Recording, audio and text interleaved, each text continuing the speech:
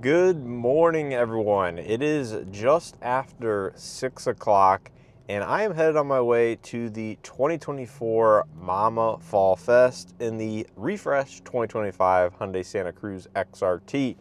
Now, last year was my first event at the Mama Fall Fest, and I had a blast. This year, it's shaping up to be even a better event, given more cars will be available to drive and create content with. And I'm kind of excited to, get a longer or a more, a different in-depth look here at the 2025 Santa Cruz, if you will, out on the interstate, test out, the forward attention monitor system. Of course, the XRT now comes with Highway Drive Assist 1 and Smart Cruise Control 2, all of those updated technologies from Hyundai. And of course, we are enjoying already wireless Android Auto, Apple CarPlay.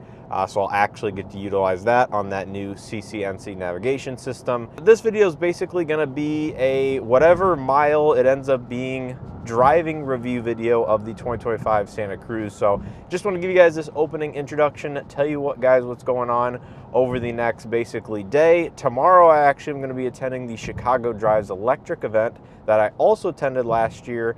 Early in the morning for the media days. I don't believe it's quite as in-depth as it was last year, so there's a little bit less going on. But I'm going to basically cruise on up there over the next 2 hours, hopefully make it there roughly at 8 o'clock, and go ahead and meet up with everybody else who's attending and film some cars.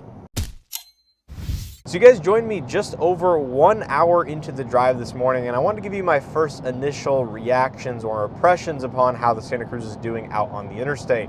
First of all, number one, MPG indicated by the dashboard at 80 miles an hour is like right at 25 MPG. It's kind of bounced around. We've had a little bit of speed limit changes here and there, but it's like dead set on hovering right around that 25 MPG mark, which I believe is, right around what this truck's actually rated at.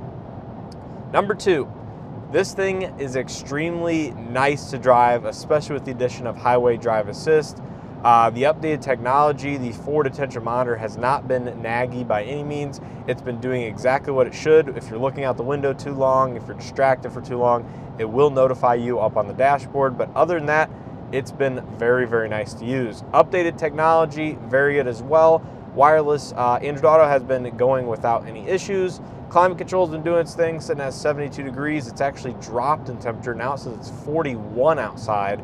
It is very, very chilly this morning, but should shape up to be a very nice day.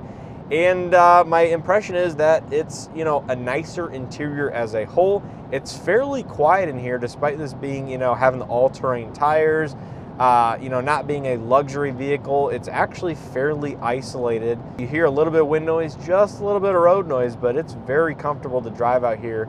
And I think the lack of a sunroof now certainly does help with the, wind and noise intrusion as well, even though you can typically close the shades and that blocks out a lot of the noise. But I think just having a solid roof up here certainly doesn't hurt anything by any means. And I'm having a very good time, easy going. I think the only small complaint I have is the center console design here on the right side next to the shifter with this hard plastic. Kind of does get in the way of getting ideally comfortable. I could see for anybody that's near 6 foot tall, has longer legs, or just likes to, spread their legs a little bit wider when they're not using the, pedals to drive. So I think that is my biggest complaint thus far in terms of overall comfort and the interior.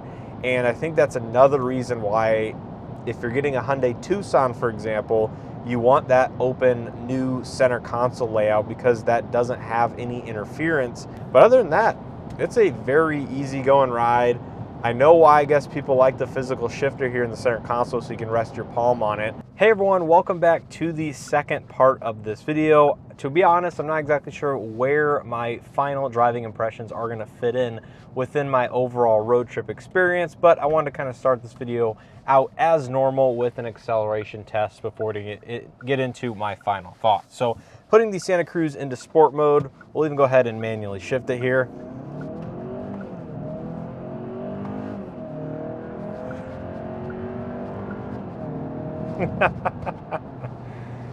And of course, under the hood of the XRT and limited trim levels of the Santa Cruz, you're going to find the 2.5 liter turbocharged 4-cylinder paired to the 8-speed wet dual clutch transmission. This engine puts out 281 horsepower and 311 pound-feet of torque through all four wheels via Hyundai's H-Track all-wheel drive system.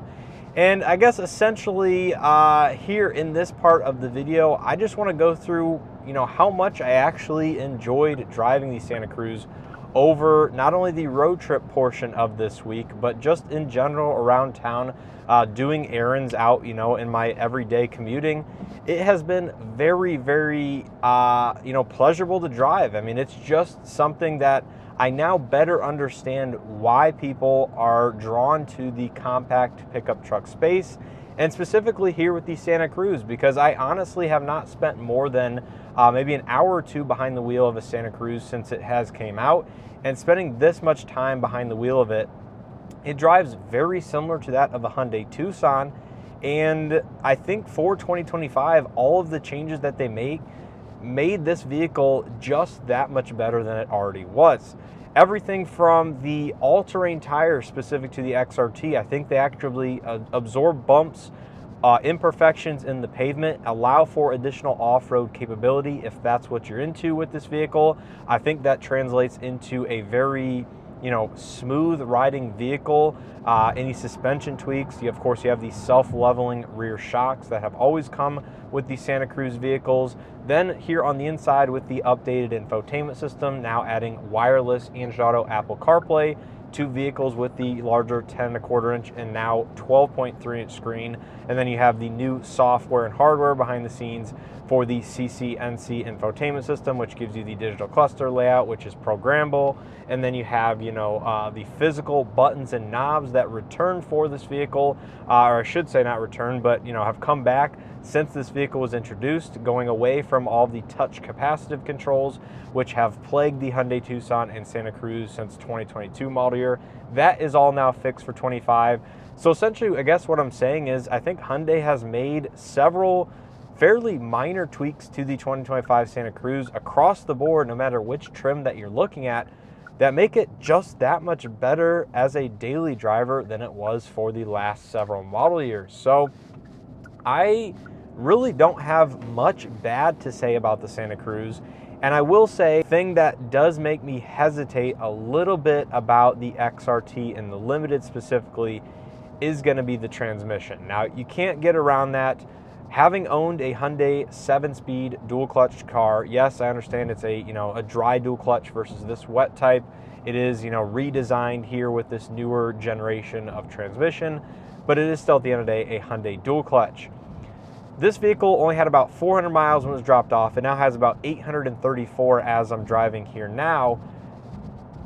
It does give me a little bit of pause knowing my experience with my personally owned Hyundai dual clutch transmission vehicle and some of the issues that have arisen from the 8-speed dual clutch over 2021 through now, since it has been used in several different models of vehicles. So I understand that does certainly give me a little bit of pause as to whether or not I would actually purchase one of these vehicles with this transmission. With that being said, I have been very, very happy with its performance here with just over 800 miles on it. It's extremely crisp to shift, very smooth, no shudder or anything coming off of, a stop. Acceleration is, absolutely phenomenal with the 2.5 liter turbo underneath the hood. And it's a very engaging driving experience and something that I have absolutely enjoyed. Just setting your foot down into it, it shifts and it goes. I mean, it starts accelerating with seriously some, swift movement, and that's thanks to, again, that 311 pound-feet of torque. But thankfully, if you don't want that, you can get an SEL activity package, which, although doesn't offer all the driver assistance technologies that the XRT and the Limited do, it does have a lot of the same interior niceties or feature and creature comforts as this vehicle that I'm driving right here, including the H-Tex interior, the nicer door panels with the extra soft touch materials, still have heated seats, still have dual zone automatic climate, and of course the CC light infotainment system with wireless Android Auto, Apple CarPlay. So thankfully there is still the SEL activity package, which offers the majority of the XRT equipment. Now going over here my bumpy section of roadway, I guess just to finally wrap up how my road trip experience and overall, just over a week with this vehicle has been, it's been great. I mean, It soaks up the bumps, no issues whatsoever. Visibility out this vehicle is very good, except through the rear center out of the rear mirror here. Side visibility is good. You have essentially the same side mirrors as a Hyundai Tucson, same forward visibility as a Tucson. The seating position is a little bit high in this vehicle. I do have the seat all the way down, and I could make it go a little bit lower to suit my personal driving needs, but it's still not bad. There's a Crown Signia, pretty cool, because I got one of those coming tomorrow. Anyways, no, it's just very easy to drive. The only issue I have with the rear visibility is the fact that the line, if you will, above the headrest or above the bed and tonneau cover area is a little bit higher than the actual mirror itself. So it kind of looks like you're looking over a hill, if that makes sense, because visibility is limited by the actual bed wall just below the glass there, where in, say, vehicles like the Ford Maverick or other pickup trucks in general, I think it's just a little bit better out the back. But Hyundai could easily solve all of my complaints by adding a digital rear camera mirror in this vehicle, which I would not be surprised, would come maybe in a future generation of the Santa Cruz, given this vehicle is, heading into its, fourth model year in production. Now, when it comes to fuel economy over my road trip and around town, well, to be honest, I can't speak as to too much around town because I haven't done that much in-town type of driving. It's currently reading 15 mpg, but I have just put gas in it and I only have about 23 miles on it. So that is not a fair comparison, but I would expect somewhere around 20 to 22 mpg in pure city types of driving. But the highlight of this vehicle, out on the interstate at nearly 80 miles an hour, I got 26 mpg according to the trip computer. Like I said, over about 350 miles of driving. Some of that was around town in the suburbs of Chicago, but a lot of it was out on the interstate at 75 plus miles an hour. And that was pretty impressive to actually see the actual EPA figures according to the dashboard readout. So I would say Santa Cruz XRT, or just the Santa Cruz in general, appears to be getting exactly what it's rated, which is always great to see. The loss of the power sunroof here in the XRT, I will say it's a bit of a bummer because it is quite dark in here, as I'm sure you guys can see on camera. It would be nice to have a little bit more additional natural light coming into the cabin, but headroom is just absolutely plentiful due to not having a sunroof. So I'm kind of indifferent as far as that goes. My personal vehicle does not have a sunroof. It has a black interior. It is similarly dark on the inside, but it would be nice to still have a sunroof, again, towards this price point, in which it did have previously, and what a cheaper trim level of this vehicle actually does have a sunroof, including the SEL Activity, but for some reason Hyundai got rid of that here with the XRT. Now, when it comes to noise levels in the cabin, you really don't hear the all-terrain tires all that much. You do hear them slightly, but it's not intrusive whatsoever. Hyundai did a great job, partnering with Continental. I'm sure designing and tweaking this compound and tread pattern for use on the Santa Cruz, and also I believe the Santa Fe uses a very similar tire. So really do like that about these vehicles, and handling is not really impacted all that much either. Now you can see merging here onto the interstate. Sure, it's an all-terrain tire. It's a higher center of gravity, but it's not that bad. It's no worse than most average SUVs out there. And of course, we do have the blind spot view monitor that's helping us with the newly added 360 camera system merge onto the interstate, along with, of course, blind spot detection on the actual mirrors. Now, setting the highway drive assist, which is newly available on the XRT, this is certainly a highlight and one of the systems I absolutely wanted to touch on here for this video. Centers in the lane, very good. It has smart cruise control too, which adds the forward attention monitor system, also found in the Tucson depending on the trim level. And this system over my road trip, easily by far, was one of the least invasive or least naggy driver assistance technologies that's not Super Cruise or a hands-free technology that I have ever tested. It lets you go a substantial amount of time without having input on the steering wheel, and essentially the car is, I don't want to say driving itself because it does not drive itself, but Hyundai tuned the forward attention monitor system as well as the highway drive assist system to be very, unintrusive, as I was mentioning. And I was very curious to test out the forward attention monitor because There's been people with the Santa Fe specifically, which was one of the first vehicles to debut the system, that actually had issues with the forward attention monitor and polarized sunglasses. But thankfully, I wore these polarized sunglasses nearly my entire road trip and did not have one single issue with it reading my face or reading my eyes.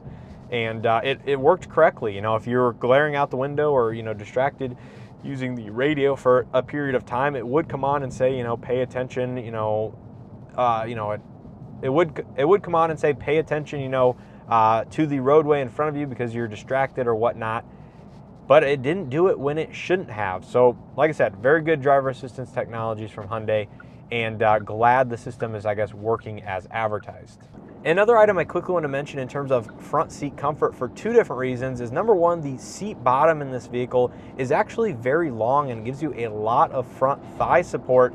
And the amount of seat tilt that it has is actually impressive as well, because you can bring it up to the point of like your legs are coming off of the floor, because the seat is able to tilt so far up, or the front edge of it's able to tilt so far up. So I really like that about the seat. And then in addition to this, the XRT and some of the lower trim levels I think are more comfortable than that of the limited seat, due to the fact it does not have the silver trim in the backrest portion that gives it just a little bit of extra bling or flair in the limited, being a more expensive model.